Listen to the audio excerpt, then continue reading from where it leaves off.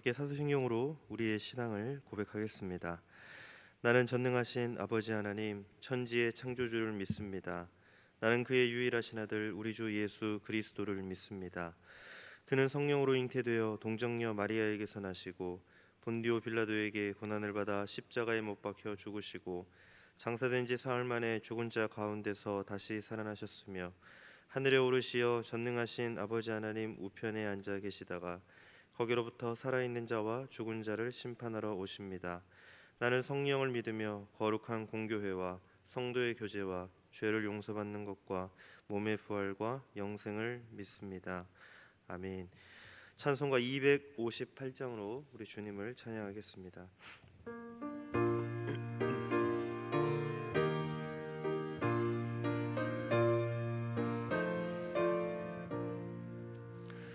샘물과 같은 보혈은 주님의 피로다. 보혈의 죄를 씻으면 정하게 되겠네. 정하게 되겠네. 정하게 되겠네. 보혈의 죄를 씻으면 정하게 되겠네. 저도적 회개하고서 보혈에 씻었네. 저도적 같은 이 몸도 죄 씻기 원하네. 죄 씻기 원하네. 죄 씻기 원하네. 저도적 같은 이 몸도 죄 씻기 원하네. 죄속함 받은 백성은 영생을 얻겠네. 샘솟듯 하는 피권세 한없이 크도다. 한없이 크도다. 한없이 크도다. 샘솟듯 하는 피권세 한없이 크도다. 날 정케 하신 피 보니 그 사랑 한없네. 살 동안 받는 사랑을 늘 찬송하겠네. 늘 찬송하겠네. 늘 찬송하겠네. 살 동안 받는 사랑을 늘 찬송하겠네. 이후에 천국 올라가 더 좋은 노래로 날 구속하신 은혜를 늘 찬송하겠네. 늘 찬송하겠네. 늘 찬송하겠네. 날 구속하신 은혜를 늘 찬송하겠네. 아멘. 네, 오늘 우리에게 주신 하나님 말씀은 레위기 6장 24절부터 7장 10절까지의 말씀입니다. 레위기 6장 24절부터 7장 10절까지의 말씀 구약 153쪽에 있습니다. 저와 여러분들이 한 절씩 읽고 마지막 절은 함께 읽겠습니다. 제가 먼저 읽습니다. 여호와께서 모세에게 말씀하여 이르시되 아론과 그의 아들들에게 말하여 이르라. 속죄제의 규례는 이러하니라. 속죄제 제물은 지극히 거룩하니 여호와 앞 번제물을 잡는 곳에서 그 속죄제 제물을 잡을 것이요 죄를 위하여 제사 드리는 제사장이 그것을 먹되 곧 회막들 거룩한 곳에서 먹을 것이며 그 고기에 접촉하는 모든 자는 거룩할 것이며 그 피가 어떤 옷에든지 묻었으면 묻은 그것을 거룩한 곳에서 빨 것이요 그 고기를 토기에 삶았으면 그 그릇을 깨뜨릴 것이요 유기에 삶았으면 그 그릇을 닦고 물에 씻을 것이며 제사장인 남자는 모두 그것을 먹을지니 그것은 지극히 거룩하니라. 그러나 피를 가지고 회막에 들어가 성소에서 속죄하게 한 속죄제 제물의 고기는 먹지 못할지니 불사를 지니라.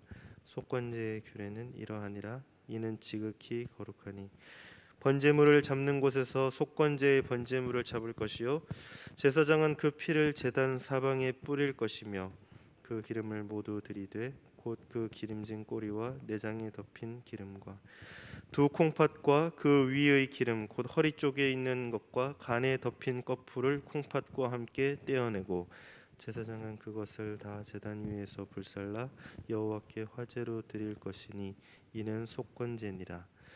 제사장인 남자는 모두 그것을 먹되 거룩한 곳에서 먹을지니라. 그것은 지극히 거룩하니라. 속죄제와 속건제는 규례가 같으니 그 제물은 속죄하는 제사장에게로 돌아갈 것이요 사람을 위하여 번제를 드리는 제사장 곧 그 제사장은 그 드린 번제물의 가죽을 자기가 가질 것이며 화덕에 구운 소제물과 냄비에나 철판에서 만든 소제물은 모두 그 드린 제사장에게로 돌아갈 것이니 소제물은 기름 섞은 것이나 마른 것이나 모두 아론의 모든 자손이 균등하게 분배할 것이니라. 아멘.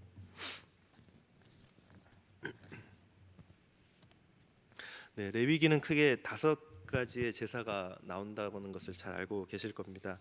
그 5가지 제사는 번제, 소제, 화목제, 속죄제, 속건제 이렇게 5가지 제사가 나오는데 레위기의 구조를 보면 어제도 말씀을 드렸지만 1장부터 이제 6장 그 7절까지 5가지 제사에 대한 기본적인 그 설명이 제사 규례가 등장을 하죠.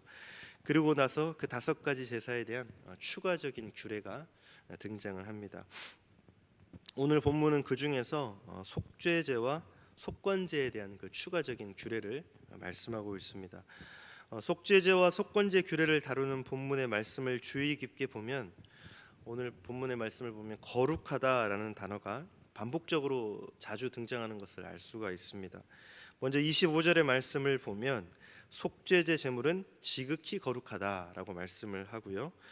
또한 26절에서는 제사장이 그것을 먹되 곧 회막들 거룩한 곳에서 먹어라라고 말씀합니다. 27절에서는 그 고기에 접촉하는 모든 자는 거룩하며 그 피가 어떤 옷에든지 묻었으면 그것을 거룩한 곳에서 빨아야 된다라고 말씀합니다. 29절에서는 그것은 거룩하니 제사장인 남자가 먹으라고 했습니다. 7장 1절부터는 속건제에 대해 소개하는 내용이죠. 1절에서는 7장 1절 속건제에 대해 소개하면서 그것도 역시 지극히 거룩한 것이다 라고 말씀합니다. 6절에 보면 제사장인 남자가 그 제물을 먹는데 거룩한 곳에서 먹어야 된다라고 말씀을 하죠. 왜냐하면 그것은 지극히 거룩한 것이기 때문입니다. 이와 같이 오늘 본문에는 거룩하다라는 말이 계속해서 반복되는 것을 우리는 분명히 살펴볼 수 있습니다. 이 거룩하다라는 단어의 기본적인 뜻은 구별되었다라는 것입니다. 하나님께 드리는 제물은 구별된 것이죠.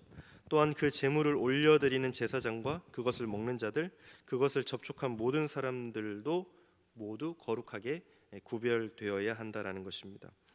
왜 이와 같이 제사를 거룩하게 구별해야 합니까? 그 이유는 제사는 거룩하신 하나님께 드리는 것이기 때문입니다. 또한 제사는 거룩하신 하나님께서 우리의 모든 죄를 용서하여서 우리를 깨끗게 하시는 거룩한 예식이기 때문입니다. 그러므로 거룩하신 하나님께 나아가는 자는 거룩하게 자신을 구별해서 제사에 참여해야 됩니다. 이런 제사법을 통해서 하나님은 하나님의 백성들이 온전히 거룩한 삶을 살아가기를 원하셨습니다. 제사를 드릴 때뿐만이 아니라 일상의 삶 가운데서도 이스라엘 백성들이 거룩한 삶을 살기를 바라셨던 것이죠.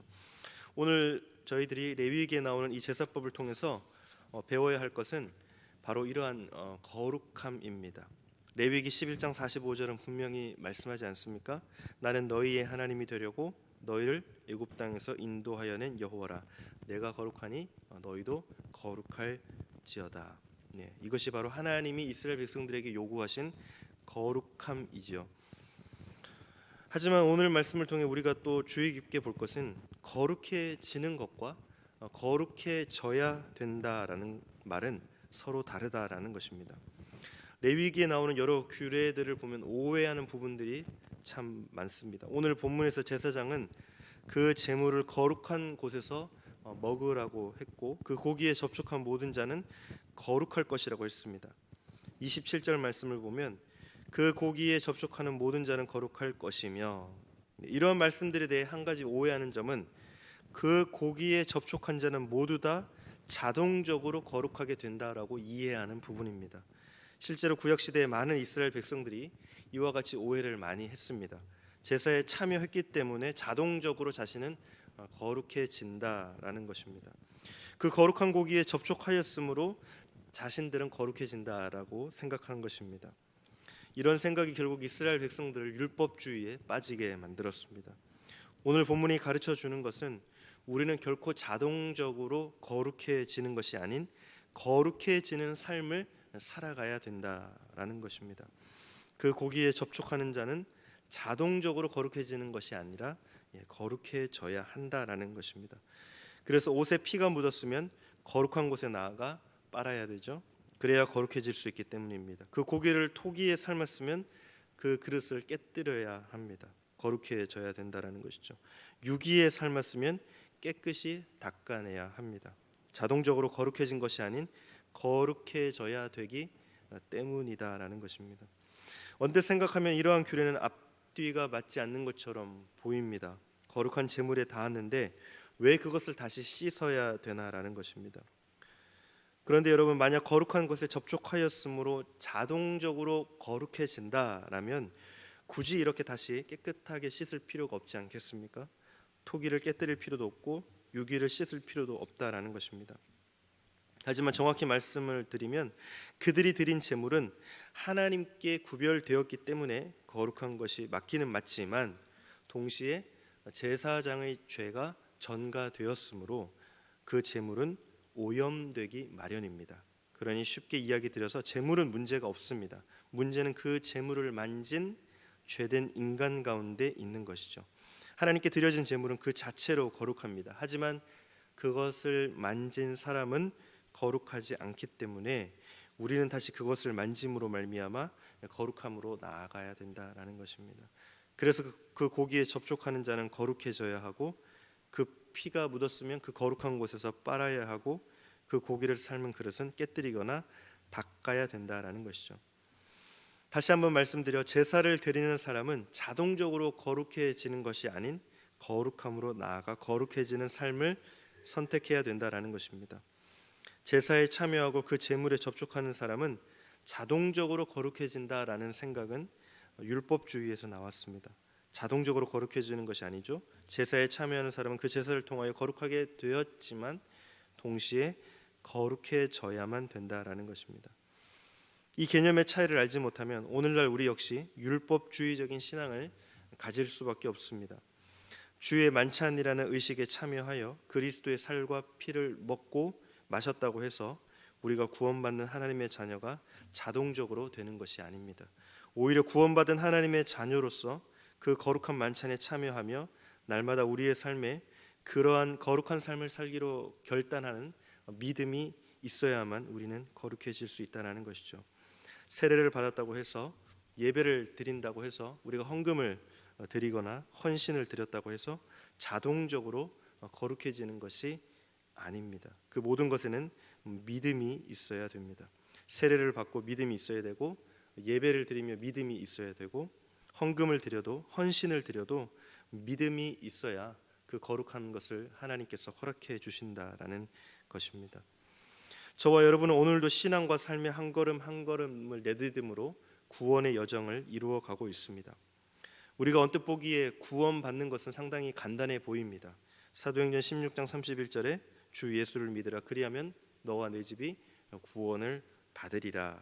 이 말씀에서 보듯이 예수님을 믿기만 하면 우리는 구원을 받는 것처럼 보입니다. 그러나 구원을 자세하게 들여다보면 또한 매우 복잡한 과정이 있습니다. 로마서 8장 30절, 미리 정하신 그들을 또한 부르시고 부르신 그들을 또한 의롭다 하시고 의롭다 하신 그들을 또한 영화롭게 하셨느니라 라는 말씀에서 보듯이 구원은 매우 길고 복잡한 과정을 통해 이루어집니다. 그래서 우리가 구원의 여정을 이렇게 설명하기도 합니다. 우리가 예수 믿고 구원의 길로 들어선 뒤에 구원이 완성될 때까지 우리가 걸어가는 경로를 설명합니다. 우리 장로교회에서는 크게 세 가지의 여정을 이야기하죠. 첫째는 칭의입니다. 예수를 믿음으로 하나님께 의롭다 여김을 받는 단계입니다. 대체로 이 과정을 거친 사람들은 구원의 확신을 가지게 됩니다. 자신은 이미 구원을 받았다고 이제 고백하게 되는 것입니다. 둘째는 성화입니다. 예수를 믿고 하나님께 의롭다 여김을 받은 사람들이 의롭게 살기 위해 힘쓰는 단계입니다. 특히 이 땅을 살아가면서 예수님을 닮아가는 그런 단계입니다. 이 과정을 살아가는 사람들은 구원을 이루어 가고 있는 것입니다. 세 번째는 영화입니다. 하나님의 부르심을 받아 저 하나님 나라에 올라가서 주님의 영광에 참여하는 단계입니다. 이 과정에 이르러야 비로소 구원이 완성이 된 것입니다. 우리가 예수를 믿고 난 후 저 천국에서 영생을 누리는 그날까지 구원의 여정을 걷게 되는 것입니다. 그 중에서도 두 번째 말씀드린 성화는 우리가 어떻게 이루어갈 수 있을까요? 예수님을 닮아서 거룩한 모습으로 이 땅에서 어떻게 살아갈 수 있을까요? 우선 성령의 역사로 우리는 거룩해질 수 있습니다. 베드로전서 1장 2절을 보면 이렇게 말씀합니다. 곧 하나님 아버지의 미리 아심을 따라 성령이 거룩하게 하심으로 순종함과, 성령이 거룩하게 하신다는 것입니다. 그러니까 성화의 주체는 성령이시라는 말씀입니다. 데살로니가후서 2장 13절에도 같은 취지의 말씀이 기록되어 있습니다. 하나님이 처음부터 너희를 택하사 성령의 거룩하게 하심과, 분명하게 거룩하게 하시는 분은 성령이시라고 말씀하고 있습니다. 그렇습니다. 성화는 결코 우리 스스로 이루어낼 수 있는 과정이 아닙니다. 성화는 전적으로 성령의 주도적 역사의 산물인 것입니다. 성화는 내가 그리스도를 닮으려고 몸부림친다고 되는 것이 아닙니다. 겉사람이 그리스도를 흉내낼 수 있을 것입니다. 그러나 속사람이 온전히 변화되지 않으면 결국 머지않아 우리의 본색이 또 드러나고 말 것입니다.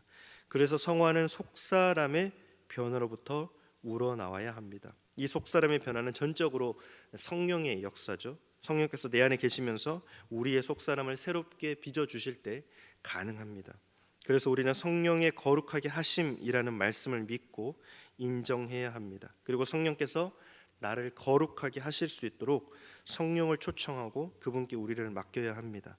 마치 의사가 환자를 치료하려고 할 때 의사에게 환자는 자신의 몸을 내어 맡겨야 하는 것처럼 우리 몸을 성령께 내어 맡길 때 성령께서 우리를 거룩하게 하실 수 있는 것입니다.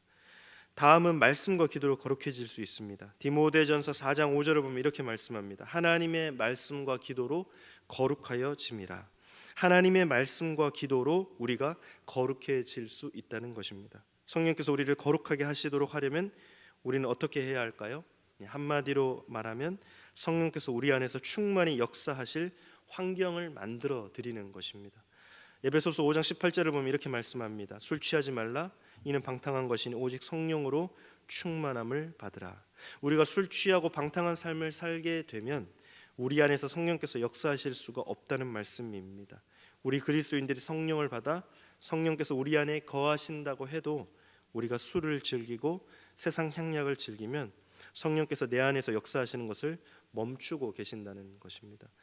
에베소서 4장 29절 30절을 보면 이렇게 말씀합니다. 무릇 더러운 말은 너 입 밖에도 내지 말고 오직 덕을 세우는 데 소용되는 대로 선한 말을 하여 듣는 자들에게 은혜를 끼치게 하라.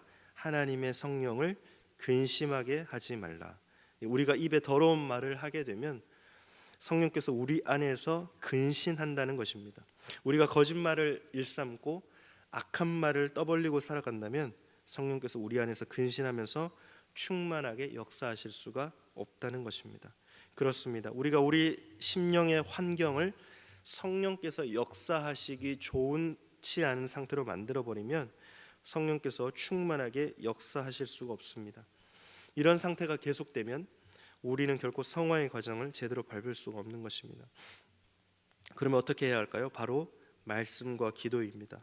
우리가 말씀 생활에 더욱 힘을 쏟고 기도 생활에 더욱 정진하게 될 때 성령께서 충만하게 역사하실 영적 환경이 조성되는 것입니다.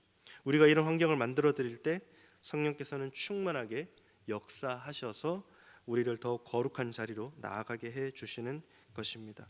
우리가 늘 성경을 읽고 말씀을 묵상하고 말씀을 경청해야 합니다. 그럴 때 우리 안에서 성령께서 우리를 거룩하게 빚어 주십니다. 우리는 늘 기도에 힘써야 합니다. 그럴 때 우리 안에서 성령께서 우리를 거룩하게 빚어 주십니다. 사랑하는 성도 여러분, 오늘 하루 저와 여러분 어떤 하루의 삶을 살기를 원하십니까? 말씀과 같이 우리 모두 하나님 앞에 거룩한 삶, 하나님 앞에 구별되기 위하여 애쓰는 믿음의 삶을 살아갈 수 있는 저와 여러분들이 될 수만 있다면 하나님의 도우심을 받아 우리가 그 중심, 우리의 그 믿음을 보시고 하나님은 저와 여러분을 하나님의 거룩하심을 닮은 거룩하신 자로 불러주시고 또 우리 안에 그 환경을 조성하시고 만들어주실 줄 믿습니다. 오늘도 우리가 하나님께 모든 것을 맡기고 하나님 앞에서 거룩한 삶을 살아갈 수 있도록 하나님의 도움을 구하며 성령께 자리를 내어드리며 또 우리를 거룩하게 빚어가실 그 주님 앞에 조금이라도 기도하며 말씀을 읽으며 나아가며 또 그렇게 삶을 살아갈 수 있기를 주님의 이름으로 축복합니다. 이 시간 우리 다 함께 말씀을 가지고 기도하겠습니다. 아까 말씀드렸듯이 성화는 내가 그리스도를 닮으려고 몸부림친다고 되는 것이 아니죠. 겉사람이 그리스도를 흉내낼 수 있지만 그러나 속사람이 온전히 변화되지 않으면 결국 머지않아 우리의 본색이 드러나게 될 텐데 우리의 속사람의 변화로부터 성화의 삶을 살아가게 해주시기를 또 전적으로 성령의 역사를 의지하며 우리의 속사람을 새롭게 빚어주시길 함께 기도하겠습니다. 그리고 우리가 말씀과 기도로 더욱 힘을 쏟고 성령께서 충만하게 역사하실 영적 환경을 조성할 수 있는 우리의 그런 마음가짐을 하나님께서 도와주시고 허락해 주시기를 이 시간 함께 기도하겠습니다.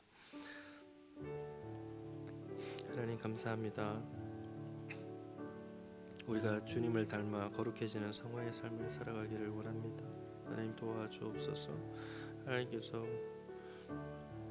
우리의 마음속에 거룩해질 수 있는 영적 환경을 조성할 수 있는 그런 마음을 주시고 그런 마음을 허락해 주시고 우리의 속사람으로부터 온전히 변화되어 우리의 속사람이 성령의 역사로 말미암아 온전히 변화되어서 성령께서 내 안에 계시면서 우리의 속사람을 새롭게 빚어주실 것을 믿으며 성령의 거룩하게 하심이라는 말씀을 믿고 인정하는 우리의 삶이 되게 도와주옵소서. 말씀과 기도로 거룩해질 수 있도록 도와주시고 말씀 생활에 힘을 쏟고 기도 생활에 더욱 충만하게 할 때 역사하실 영적 환경이 조성되는 우리의 삶을 통해 하나님 앞에 더 가까이 나아가고 우리의 매일의 삶을 통해 하나님께 더 가까이 나아갈 수 있도록 인도하여 주옵소서. 주님께서 오늘 하루의 삶도 붙잡아 주실 줄 믿습니다. 하나님 감사합니다. 우리의 삶 속에 속사람의 온전한 변화로부터 시작된 우리의 마음의 영적 환경이 잘 조성되어 성령께서 역사하실 수 있는 귀한 하루의 삶을 살아갈 수 있도록 도와주옵소서. 우리는 언제나 부족하고 연약하지만 그러나 말씀과 기도로 더욱더 말씀 생활에 힘을 쏟고 기도 생활에 더욱 정진하여서 성령께서 충만하게 역사하실 영적 환경이 조성되어 예수님을 닮은 거룩한 자로 오늘 하루의 삶도 조금씩 앞으로 나아갈 수 있도록 인도하여 주옵소서. 우리의 마음의 상황 가운데 또 어둠과 아픔과 죄악 가운데 힘들어하고 특별히 육체의 질병 가운데 어려워하며 우리의 삶을 주님께 드리고 싶지만 그러나 완악한 우리의 마음 때문에 또한 그렇게 하지 못하는 수많은 사람들 가운데 주님께서 오늘 하루에 산 소망이 되어 주시고 믿음의 본이 되어 주셔서 주님만을 잘 따라가는 우리의 하루의 삶이 될 수 있도록 하나님 동행하여 주옵소서. 오늘 모든 것 주님께 감사드리며 예수님의 이름으로 기도드립니다. 아멘. 하늘에 계신 우리 아버지, 아버지의 이름을 거룩하게 하시며 아버지의 나라가 오게 하시며 아버지의 뜻이 하늘에서와 같이 땅에서도 이루어지게 하소서. 오늘 우리에게 일용할 양식을 주시고 우리가 우리에게 잘못한 사람을 용서하여 준 것 같이 우리 죄를 용서하여 주시고 우리를 시험에 빠지지 않게 하시고 악에서 구하소서. 나라와 권능과 영광이 영원히 아버지의 것입니다. 아멘.